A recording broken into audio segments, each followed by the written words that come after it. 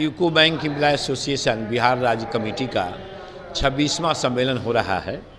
इस सम्मेलन में निजीकरण के खिलाफ में प्रस्ताव पारित हुआ। बैंकों के निजीकरण के खिलाफ में जो राष्ट्रीयकृत बैंक हैं, जिसकी देश के इकोनॉमिक बिल्डिंग में इन बैंकों की भूमिका रही।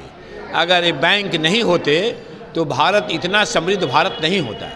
और हम लोग देख रहे हैं कि सरकार प्राइवेट सेक्टर के बैंकों को बढ़ावा देती चली जा रही है, लेकिन पिछले दिनों में ये प्राइवेट सेक्टर का प्रॉफिट घटता गया और पब्लिक सेक्टर के बैंकों का प्रॉफिट लगातार बढ़ते चला गया। और लगातार सरकार इन बैंकों के बड़ी राशि को 1.5 लाख 2 लाख करोड़ रुपया ये राइट ऑफ करते चली जा रही है।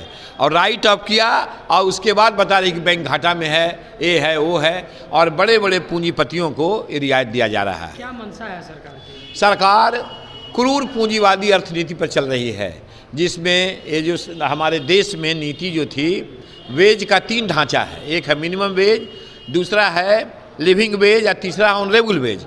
तो हमारे देश का जो संविधान है, उसका जो राज्य के नीति निर्देशक तत्व हैं, वो ऑनरेबल वेज की बात कर रहा है। तो ऑनरेबल वेज में 50,000 60,000 रुपये महीना वेतन मिलता है, सेविंग भी होता है, वो गाड़ी वगैरह भी खरीदते हैं। तो यह सरकार ऑनरेबल वेज से मिनिमम वेज की तरफ में जा रही है और यह राज्य के नीति निर्देशक तत्व के खिलाफ में है। सरकार तो कहते हैं कि अच्छे दिन आएंगे, अच्छे दिन आएंगे। क्या लगता है? सरकार के लिए अच्छा दिन है, सरकार में जो लोग हैं उनके लिए अच्छा दिन है। लेकिन अभी देखिए शिक्षा का क्या आलम है, स्वास्थ्य का क्या आलम है। अगर गरीब आदमी को कैंसर हो जाए तो मरने के अलावा कोई उपाय नहीं है। अगर हार्ट की बीमारी हो जाए तो कोई इलाज नहीं है। शिक्षा का जो आलम है देख ही रहे हैं आप, क्या शिक्षा की दशा है। प्राइवेट स्कूलों में पढ़ाई लिखाई नहीं है ठीक से, उनका स्टैंडर्ड जो है वो नहीं है ठीक, अच्छे अच्छे टीचर नहीं है। सरकारी स्कूलों में टीचर नहीं है, इंफ्रास्ट्रक्चर नहीं है। तो इस तरह से पोजीशन चल रहा है। तो गरीब के लड़के तो पढ़ नहीं पा रहे हैं और किताबों की इतनी कीमत वो अफोर्ड नहीं कर पा रहे हैं। क्या लगता है कि इस बार जो है आने वाले चुनाव में बदलाव होना चाहिए या नहीं? बदलाव होना चाहिए और बहुत ज़बरदस्त बदलाव होना चाहिए।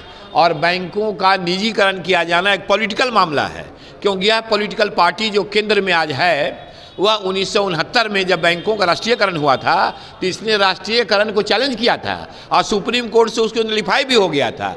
उसके बाद फिर जस्टिस एन राय बने और उनके विरुद्ध में होने के बाद ये 3 जज इस्तीफा दे दिए थे, justice Shelat, justice Grover, justice Hegde. और सुप्रीम कोर्ट ने फैसला किया था फुल बेंच कि the constitution of a country is not what the जजेस say, it should be what the people want it to be. और इसी के तहत बैंकों के राष्ट्रीयकरण को उसने बहाल किया था। मुख्य रूप से जो है सरकार से आप किस तरह की मांग आप रखते हैं? सरकार से हम मांग रखते हैं कि ये सब जो प्राइवेट सेक्टर के बैंक है उसको बढ़ावा नहीं दे, सरकारी क्षेत्र के बैंक हैं उनकी स्थिति को मजबूत करे। यही देश के हित में है, राष्ट्रीय हित में है। आप अपना परिचय दे दें। बी प्रसाद, राज्य सचिव UCO bank employ association Bihar राज्य कमेटी।